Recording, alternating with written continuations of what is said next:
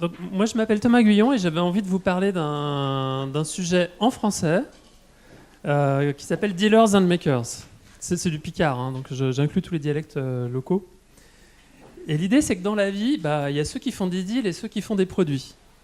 Évidemment, j'aurais pu être plus fin, hein, puis faire une typologie avec beaucoup plus de types que ça. Mais ça, j'aimais bien, parce qu'il y en a un qui est le jumeau cosmique maléfique de l'autre. Hein. Ils ont vraiment des traits, des manières d'être qui sont contraires. Et l'idée, ce que je vais essayer de vous montrer, c'est qu'entre ceux qui font des deals et ceux qui font des produits, il y a un fossé assez malheureux qui est en train de s'agrandir et qui ne sont pas égaux.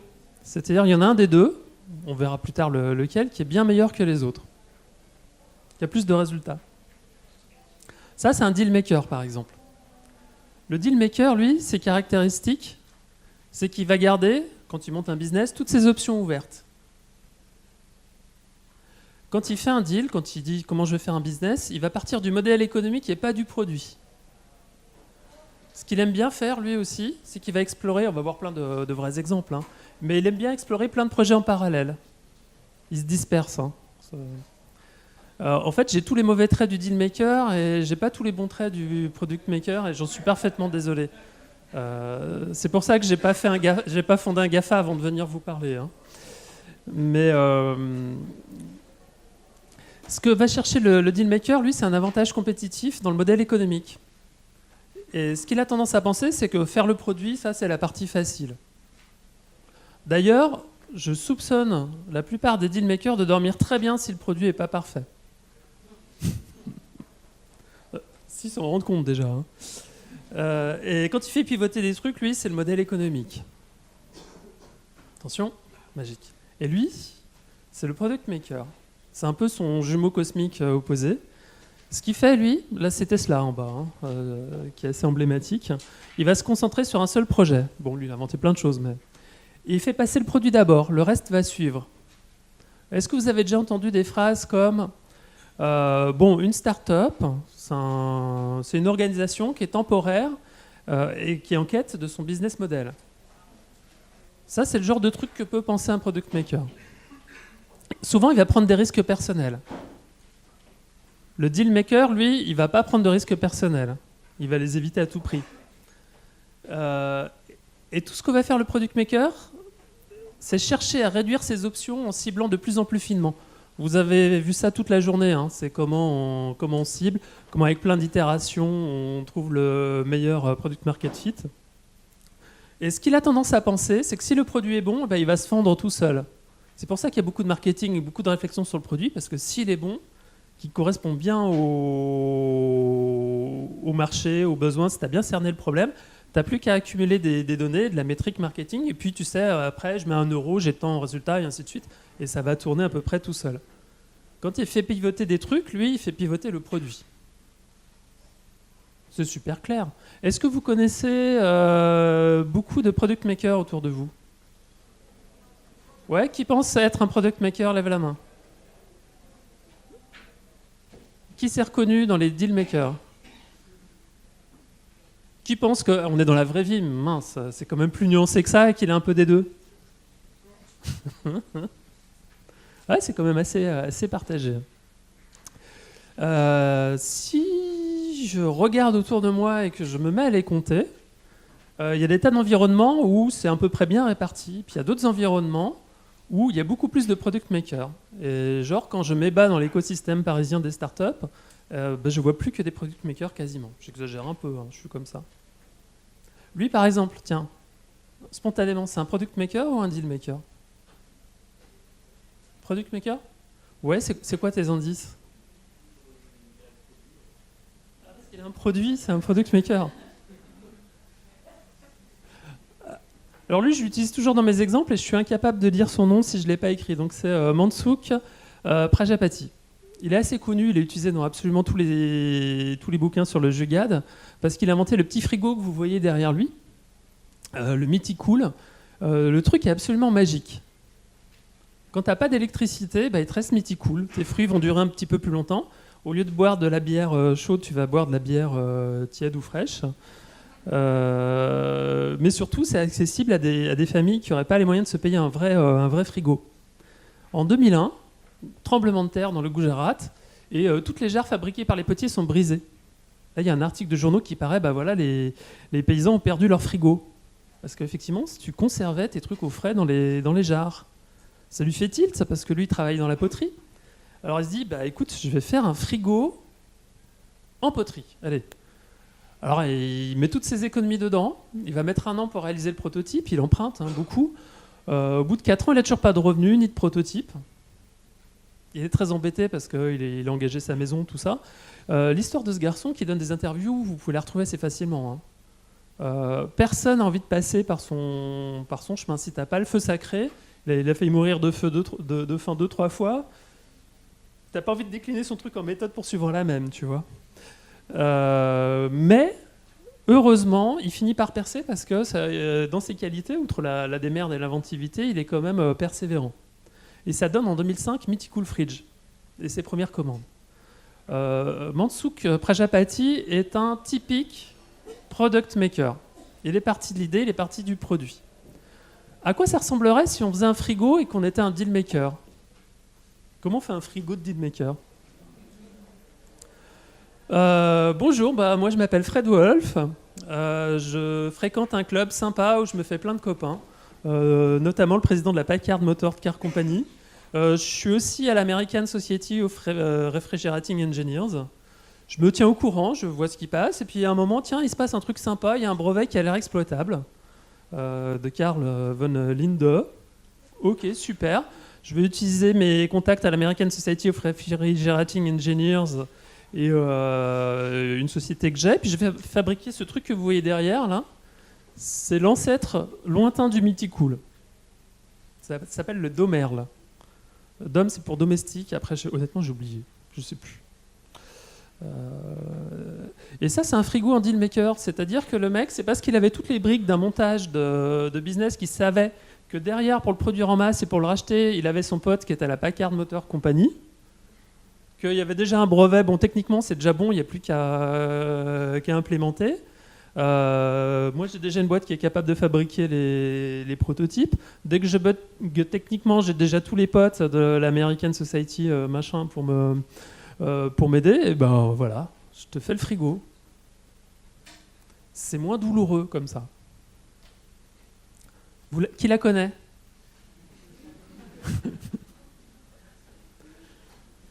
Moi, je pense que si j'étais écrivaine, je serais un peu comme elle. En 90, elle entame son roman. Et alors, j'adore Harry Potter. Je me suis jeté dessus dès les premiers. Qui est fan d'Harry Potter ici ?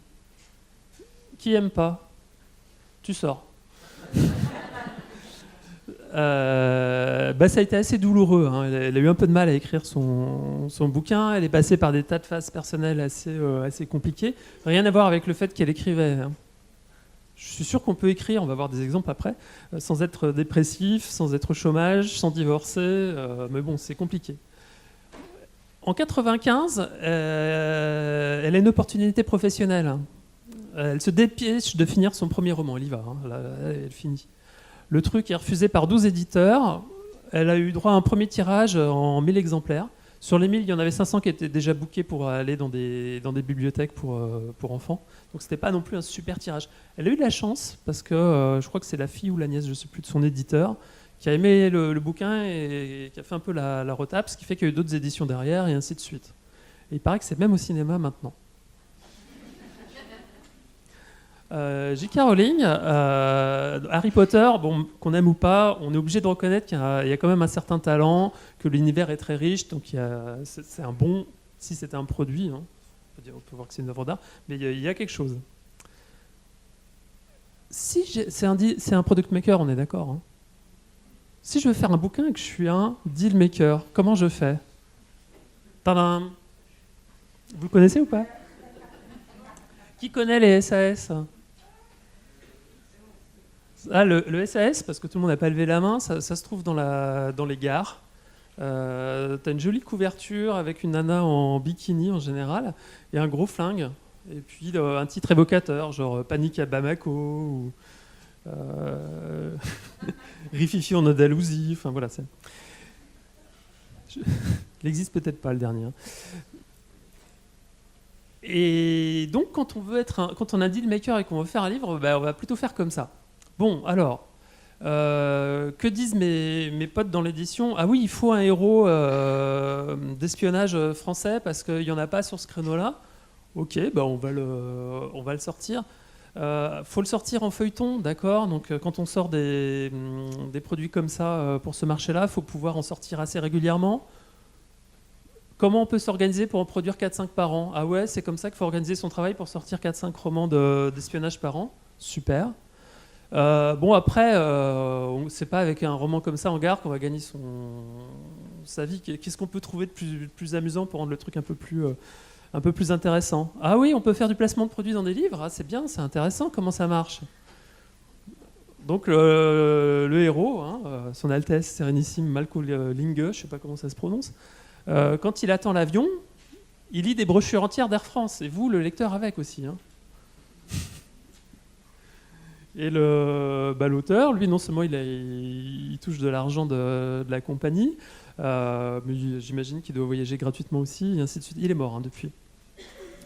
Pour le lancement, tu vas pas attendre que les gens ils découvrent ton bouquin. Ce serait trop con de t'embêter à écrire, alors que tu es même pas sûr que tu vas pouvoir être connu. Ah d'accord, il y a une nouvelle régie publicitaire là qui cherche un bon produit d'appel qui doit être gaulé comme ci, comme ça, pour pouvoir faire une première campagne rémunérée sur royalties. Vous vous rappelez qu'il y en a un des deux qui prend des risques personnels et l'autre qui va en minimisant tous ses risques. Sur royalties, tu n'as pas de risque sur ton marketing. Ah, il faut adapter le roman, il faut revoir un peu la couverture, tout ça, il n'y a pas de problème, on va refaire la couverture. Là, ils ne sont pas allés voir des lecteurs, alors tu aimes bien, comment je dois changer Non. Les partenaires du marketing, ils ont dit, bon alors on va mettre une page de cul, une page de violence, une page d'intrigue, et on reboucle. Voilà comment tu fais un livre, excuse-moi, quand tu es un deal maker. Alors, bon, mon point de vue ici, c'est qu'on a quand même une épidémie de productite qui fait rage. Je pense qu'on est un peu tous contaminés par les manières de faire et même par l'idéologie, on va le dire, des faiseurs de produits. Et je pense que c'est très dommageable. Est-ce que cette épidémie fait des dégâts ?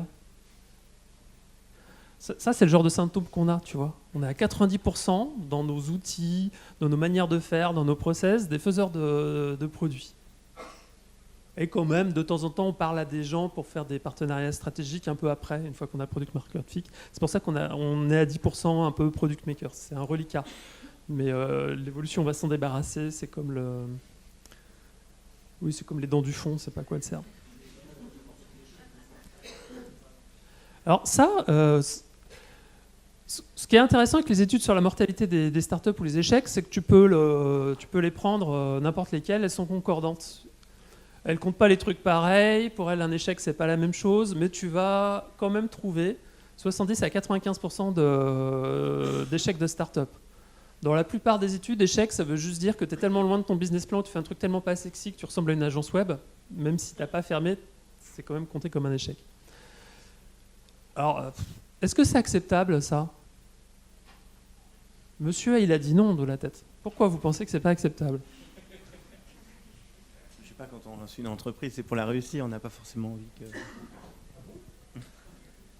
Moi, je suis pas sûr, parce que tout le monde sait que les startups se plantent et tout le monde se lance. Ça doit pas être ça, hein. Ça doit pas être pour réussir qu'on lance une startup. Je pense pas. Hein. Mon opinion, que je vais vous livrer plus tard, c'est qu'on lance une startup parce que c'est une expérience, parce que c'est fun, parce que c'est plus drôle que d'être au boulot et que de toute manière, si tu te plantes, tu sais que tu mourras pas de faim. Aucun entrepreneur français ne meurt de faim après avoir planté une startup.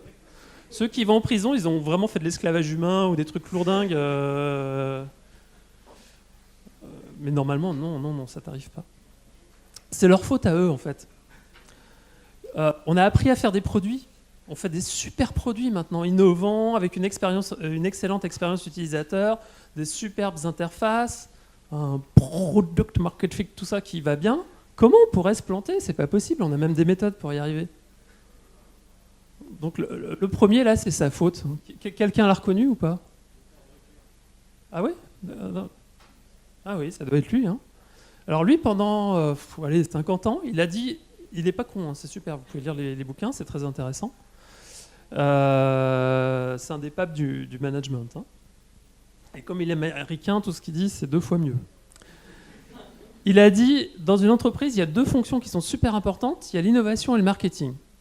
Bon, tout le reste, on doit faire avec les RH, les machins, c'est des fonctions support, c'est pas super important.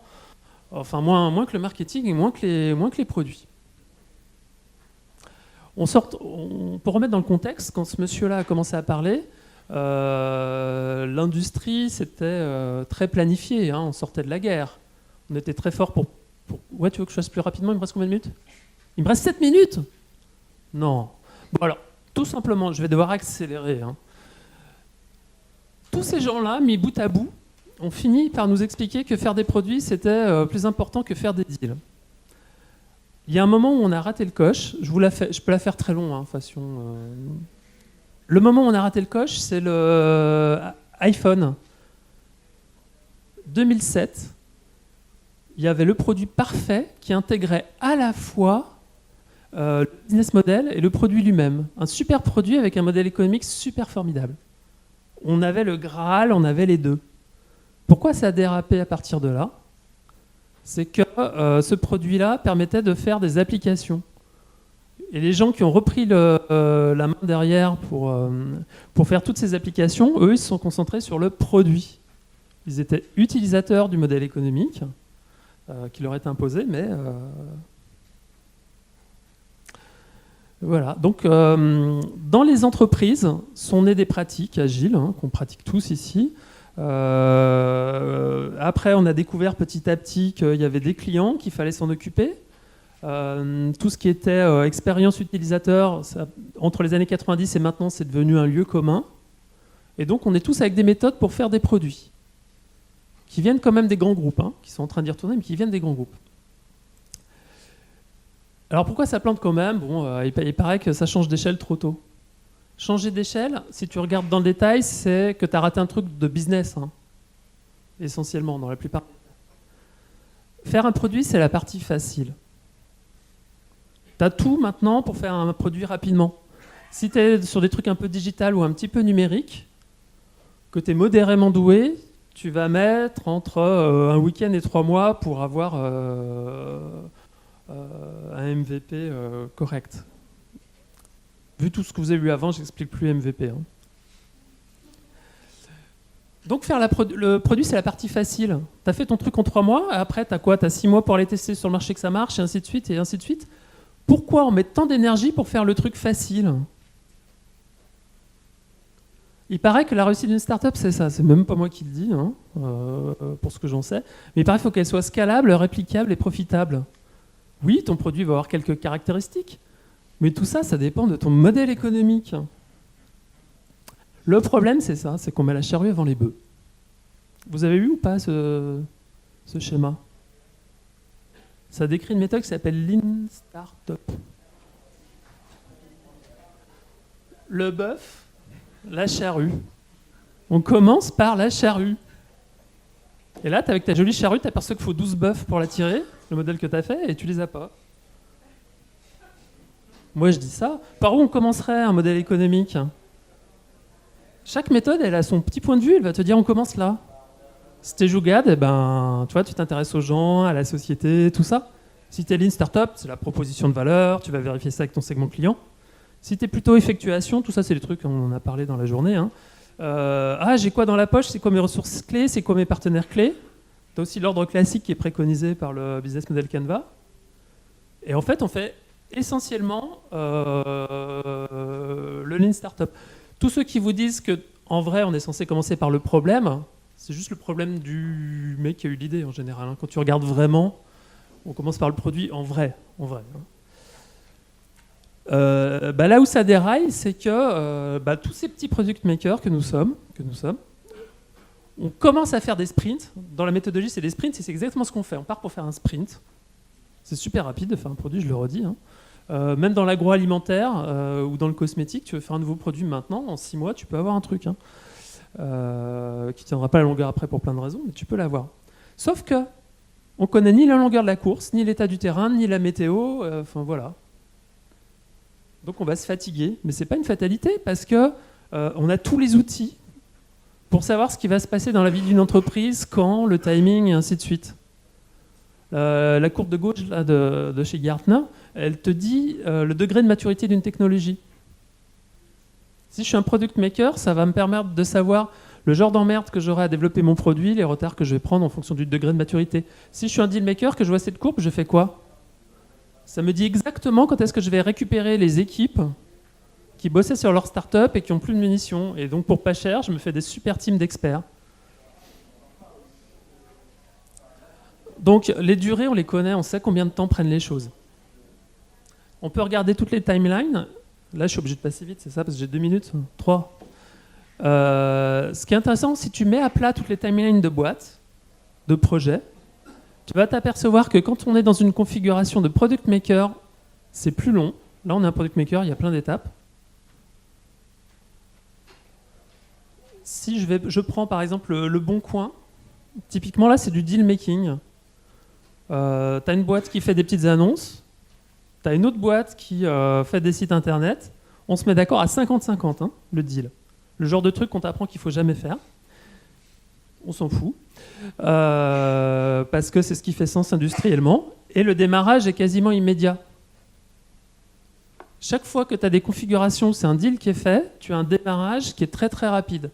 Chaque fois que c'est un mec qui pousse un produit, c'est super long. Bon, j'ai plein de courbes comme ça, on ne va pas toutes se les faire, mais parce qu'on manque de temps, mais c'est ce qui se passe systématiquement. Et c'est pas une question d'être un grand groupe, hein. Parce qu'un deal maker, tu lui files 1000 balles, il se monte une petite baraque à revenus qui fonctionne très bien, mais il fait des trucs tellement pas sexy qu'on va jamais en parler. Genre, il devient leader de la vente de cadenas sur Amazon ou des trucs comme ça. T'en parles pas, c'est pas sexy. Mais il voit où sont les opportunités de marché. Qu'est-ce qu'on peut faire pour rééquilibrer? Parce qu'il faut rééquilibrer, je pense. Il y a des solutions. Si toi, tu es tout seul, un petit entrepreneur, il faut que tu organises ta vie pour pouvoir tenir dans la durée. Pourquoi? Parce que là, on est passé vite sur les timelines, mais tu peux voir qu'une timeline de product maker, elle ne te permet pas de déboucher sans mourir de faim. Ceux qui arrivent, ils sont chez maman, ou ils ont suffisamment de cacahuètes amassées de leur dernier boulot, ou ils n'ont pas que le chômage, parce que 2 ans, c'est juste trop juste, un poil trop juste. T'en as qui vont y arriver, mais ils sont bons. On va partir du principe qu'on est juste normaux. Hein.